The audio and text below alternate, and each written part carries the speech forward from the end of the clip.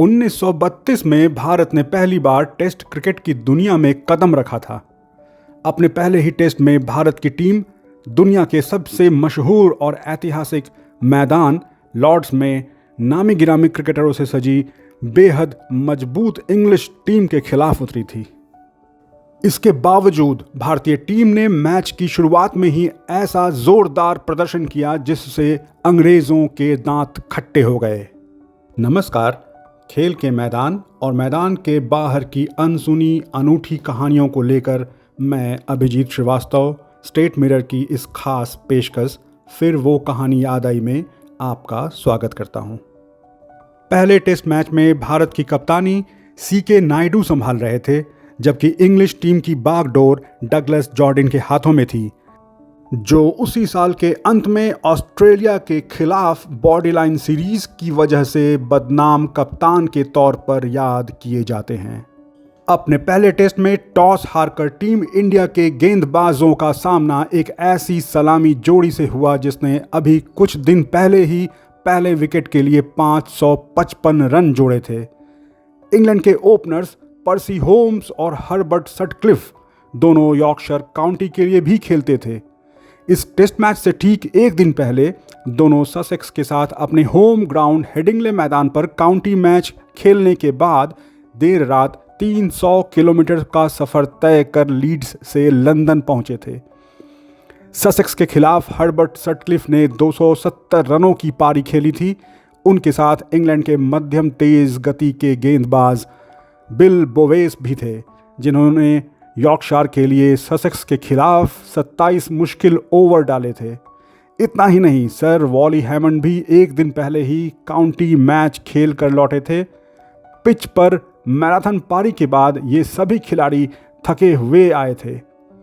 Test match से ठीक एक दिन पहले दोनों सलामी बल्लेबाजों और टीम के अहम गेंदबाज का काउंटी मैच खेलना साफ संकेत था कि इंग्लैंड की मजबूत टीम ने नई नवेली भारतीय टीम को उस टेस्ट मैच में बहुत हल्के में लिया था। वो जानते थे कि उनके साम्राज्य के तहत आने वाले भारत का यह पहला टेस्ट मैच है और वो उसे आसानी से पटखनी दे देंगे। लेकिन शुरुआती 20 मिनटों में ही भारत के गेंदबाजों ने विकेटों की झड़ी लगा दी। 25,000 से अधिक दर्शकों की मौजूदगी में मोहम्मद निसार और अमर सिंह ने एक बिल्कुल ही अपरिचित पिच पर ऐसी कमाल की गेंदें डाली कि इंग्लैंड का टॉप ऑर्डर तहस नहस हो गया। कप्तान सीके नायडू ने अपने तेज गेंदबाजों के लिए 3 स्लिप और 3 शॉर्ट लेग के साथ फील्ड सजाई। मोहम्मद निसार और अमर सिंह की गेंदें बहुत तेज गति से पिच पर गिरती और उतनी ही तेजी से कभी इन स्विंग तो कभी आउट स्विंग होती।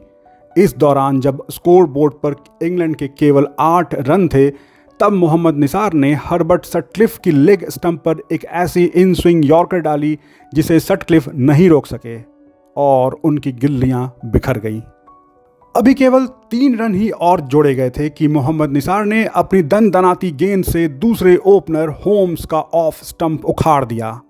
गेंद इतनी तेज थी कि वो स्टंप पहिए की तरह घूमता हुआ दूर जा गिरा। नंबर 3 पर 62 टेस्ट मैच खेल चुके अनुभवी फ्रैंक वॉली आए। होम्स के आउट होने के बाद 8 रन जोड़े जा चुके थे, तभी वॉली ने गेंद मिड ऑन पर खेलकर 2 रन लेने की कोशिश की। वहां फील्डिंग कर रहे लाल सिंह ने गेंद सीधे विकेटकीपर जनार्दन नवले के दस्ताने में भेजा और उन्होंने उतनी ही तेजी से गिल्लियां बिखेरी। फ्रैंक वॉली 1 गज की दूरी से क्रीज में पहुंचने से चूक गए। स्कोर बोर्ड पर इंग्लैंड के केवल 19 रन टंगे थे और उसके 3 टॉप बल्लेबाज पवेलियन लौट चुके थे। हालांकि यहां से कप्तान डगलस जॉर्डिन और सर वॉली हैमंड ने चौथे विकेट के लिए 82 रन जोड़ दिए। हैमंड भी पिछले दिन ग्लुस्टरशायर के खिलाफ अपनी काउंटी टीम ग्लेमॉर्गन को जिताकर स्वानसी से 300 किलोमीटर का सफर तय कर यह मैच खेलने पहुंचे थे। कप्तान जॉर्डिन के साथ वो शतकीय साझेदारी की ओर बढ़ रहे थे, लेकिन तभी भारतीय कप्तान सीके नायडू ने गेंदबाजी में बदलाव कर दिया। शुरुआती घातक स्पेल के बाद आराम कर रहे तेज गेंदबाज अमर सिंह को वापस अटैक पर बुलाया गया और अमर सिंह ने आते ही सर वॉली हैमंड को बोल्ड कर दिया। इंग्लैंड का स्कोर 101 रन पर 4 विकेट हो गया। भारतीय कप्तान सीके नायडू जहांगीर खान के साथ बहुत उम्दा गेंदें डाल रहे थे। फील्डिंग भी शानदार हो रही थी, जिससे इंग्लैंड का स्कोरबोर्ड बहुत मुश्किल से आगे बढ़ पा रहा था। हालांकि इंग्लैंड के कप्तान के बल्ले से रन लगातार निकल रहे थे। दूसरे छोर पर एडवर्ड पेंटर आए, कुछ रन जोड़े, लेकिन सीके नायडू ने उन्हें LBW आउट कर दिया। इंग्लैंड की आधी टीम केवल 149 रन बनाकर पवेलियन लौट चुकी थी। इंग्लिश टीम के लिए मुश्किलें और बढ़ जाती अगर पेंटर के आउट होने के बाद आए अनुभवी विकेटकीपर लेस एमिस को शून्य पर स्टंप आउट करने का मौका भारतीय विकेटकीपर नवले ने नहीं गंवाया होता। हालांकि इसकी भरपाई कुछ देर बाद ही हो गई, जब कप्तान सीके नायडू की गेंद पर इंग्लिश कप्तान डगलस जॉर्डिन का एक अच्छा कैच नवले ने लपक लिया। जॉर्डिन ने 79 रन बनाए। लेस एमिस ने रॉबर्ट रॉबिन्स के साथ 65 रन और जोड़ दिए। मोहम्मद निसार और अमर सिंह को वापस बॉलिंग अटैक पर बुलाया गया। निसार ने एमिस को बोल्ड करने के साथ ही तेजी से 3 बल्लेबाजों को आउट किया और अमर सिंह ने आखिरी विकेट चटकाया।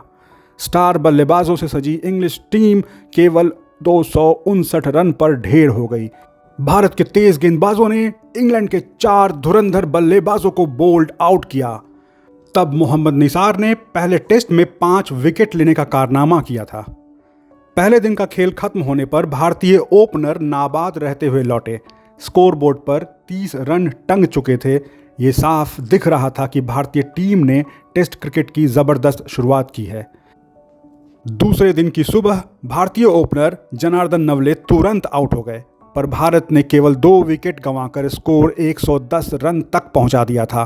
कप्तान एक छोर पर डटे हुए थे और मैच यहां तक भारत के पलड़े में झुका दिख रहा था। लेकिन तभी इंग्लिश गेंदबाजों विलियम्स की जोड़ी ने बेहतरीन लय के साथ गेंदबाजी शुरू की तो भारत का अनुभवहीन मिडिल ऑर्डर और लोअर ऑर्डर पूरी तरह बिखर गया। तो 10 रन पर 2 विकेट से पूरी भारतीय टीम 179 रन बनाकर ऑल आउट हो गई।